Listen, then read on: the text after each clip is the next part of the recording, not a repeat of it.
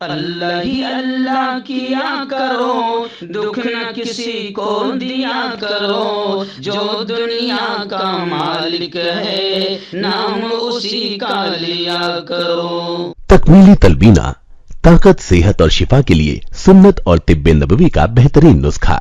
अपनी ताकत व सेहत को बढ़ाने और हमेशा बाकी रखने के लिए हर रोज सुबह नाश्ते में खुद भी इस्तेमाल करें और अपने घर वालों को भी इस्तेमाल कराएं। इसी तरह आप अपने इलाके में तकमीली तलबीना का बिजनेस करके हर महीने 15 से 25 हजार रुपए तक आसानी से कमा सकते हैं। मजीद जानकारी हासिल करने के लिए अभी कॉल करें 9890963757।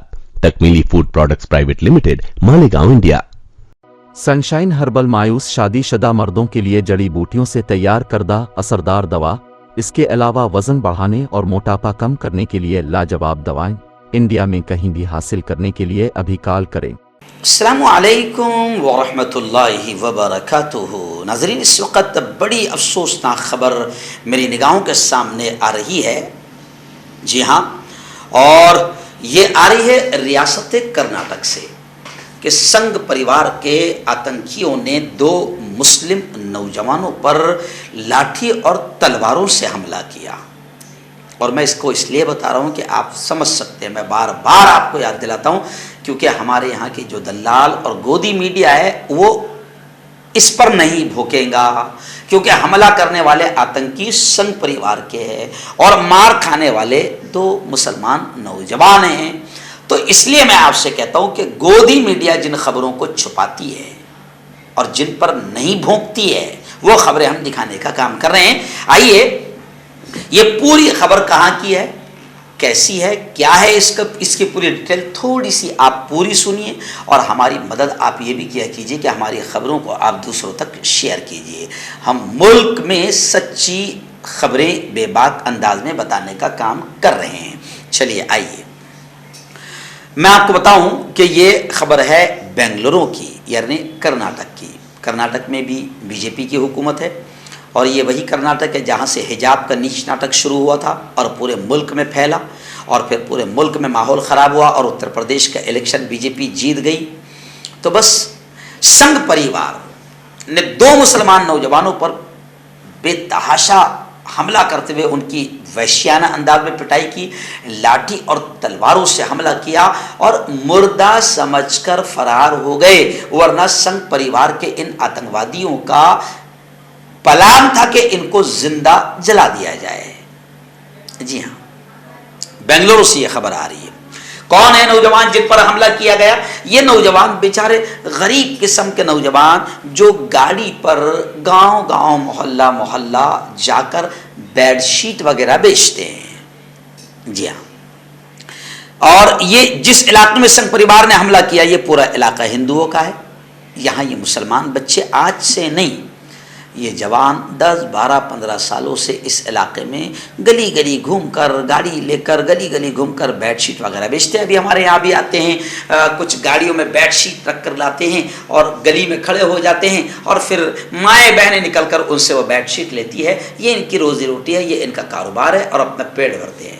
लेकिन क्या करें, मुल्क में इस वक्त हिंदू भगवा आतंकी जहन के लोग जो है वो ऐसे जवानों को निशाना बना रहे हैं। और ये वाकया हुआ है कर्नाटक का, बेंगलोर में। जब इन बच्चों से पूछा गया कि क्या वाकया है, तो इन बच्चों ने खुद कहा कि हम पर डंडों, तख्तियों और तलवारों से इन्होंने हमला किया और हमें कीचड़ में फेंक कर फरार हो गए। इतना ही नहीं, बल्कि ये बच्चों ने कहा कि ये हमारी कार, जिस कार में हम सामान चादरें वगैरह बेचते हैं, हमारी कार में आग लगाने का मंसूबा भी था इनका, मगर इससे पहले ही संघ परिवार के लोग हमें मुर्दा समझकर कीचड़ में फेंक कर फरार हो गए।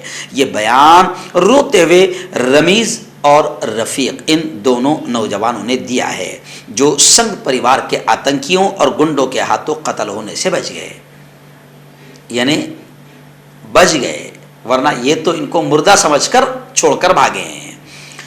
अस्पताल में नामा निगारों को, पत्रकारों को बात करते हुए इन दोनों जवानों ने, रमीज और रफ़ीक ने, अपनी आप बीती सुनाई और उन्होंने बताया कि हम पिछले 10 से 12 साल से अलग अलग गांव जाकर बेडशीट बेचने का काम कर रहे हैं और यही हमारी रोजी रोटी है। अब आप अंदाज़ा लगाए कि ये क्या हो रहा है। ये क्या हो रहा है? अभी 2 दिन पहले का वाकया है कि ये वाकया पेश आया और कानपुर में भी ऐसे वाकया हुआ, मध्य प्रदेश में भी ऐसा वाकया हुआ, गुजरात में भी ऐसे वाकयात हो रहे हैं। तो जगह जगह ये संघ परिवार के या भगवा टोला जो है इस तरीके से मुसलमान जवानों को नाम पूछकर या दाढ़ी देखकर या टोपी देखकर या कपड़े देखकर मार रहा है। और वैसे भी मोदी जी ने, आपको याद होगा, मोदी जी ने कहा था कि कपड़ों से पहचानो, तो ये पूरा संघ परिवार जो है कपड़ों से पहचान रहा है और गरीब मजदूरों पर हमला कर रहा है, तलवारों से, लाठों से, डंडों से मार रहा है। और कई जगह मॉब लिंचिंग का मुस्लिम नौजवान शिकार हो रहे हैं। और इस मॉब लिंचिंग पर हमारे नरेंद्र मोदी, हमारे पीएम की जबान नहीं खुल रही है, ये उनको दिखाई नहीं दे रहा है।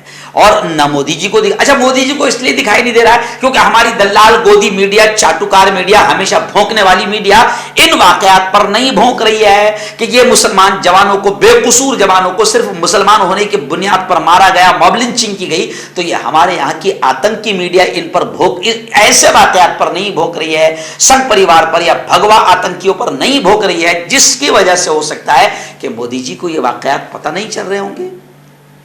लेकिन हम इस प्यारे मुल्क को बचाना चाहते हैं। इस प्यारे मुल्क में जो नफरतें फैलाई जा रही है, हम इस प्यारे मुल्क को फैलती नफरतों से बचाना चाहते हैं।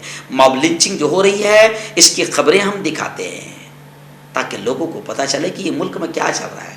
और आज तो सुप्रीम कोर्ट ने खुद कह दिया कि आखिर मजहब के नाम पर 21वीं सदी में हमने मुल्क को किस तरफ पहुंचा दिया है, कितनी नफरतें हमने मुल्क में बढ़ा दी है, सुप्रीम कोर्ट ने खुद कह दिया है।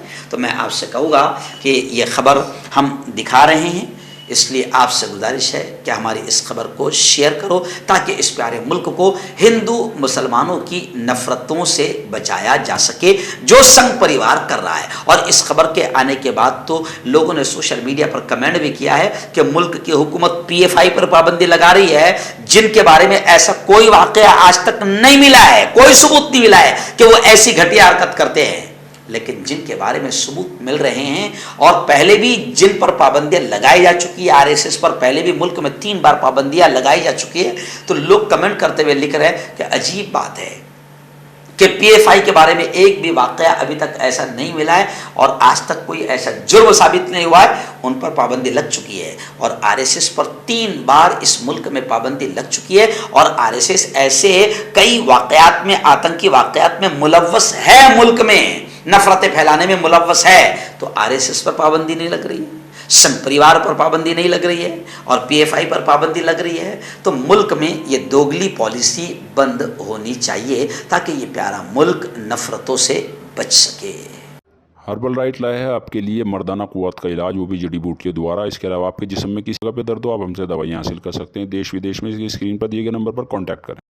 देसी शिफा लाए हैं मर्द और औरतों के तमाम गुप्त रोगों का इलाज।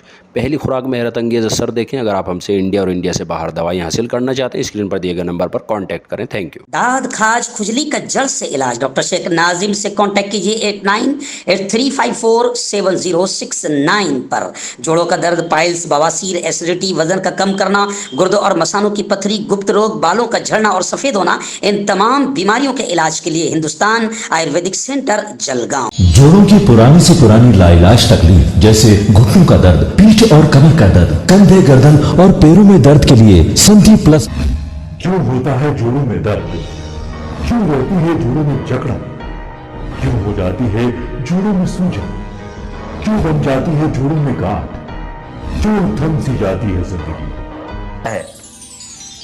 जोड़ों की पुरानी से पुरानी लाइलाज तकलीफ जैसे घुटनों का दर्द, पीठ और कमर का दर्द, कंधे, गर्दन और पैरों में दर्द के लिए संधि प्लस प्लस एक संजीवनी बूटी की तरह है, या यूं कहे कि एक स्थायी इलाज साबित हो चुका है। लाखों लोग इसे अपना चुके हैं और दर्द पर विजय प्राप्त कर चुके हैं। जब हम नियमित रूप से संधि प्लस प्लस से मालिश करते हैं तो त्वचा इसे तुरंत ऑब्जर्व करके जोड़ों के सूक्ष्मतम अवस्था में पहुंचा देती है, जिससे जोड़ों में ब्लड का सर्कुलेशन बढ़ जाता है और जोड़ों के मांसपेशियों में मजबूती आती है। आंतरिक सूजन समाप्त हो जाती है, जिससे दर्द में आराम तो मिलता ही है, साथ ही साथ जोड़ों में नई शक्ति भी आती है। हमारे ये प्रोडक्ट ना कि किसी बाजार में मिलता है और ना ही मेडिकल शॉप पे, इसलिए इसे पाने के लिए अभी स्क्रीन के नंबरों पे कॉल करें और ऑर्डर करें।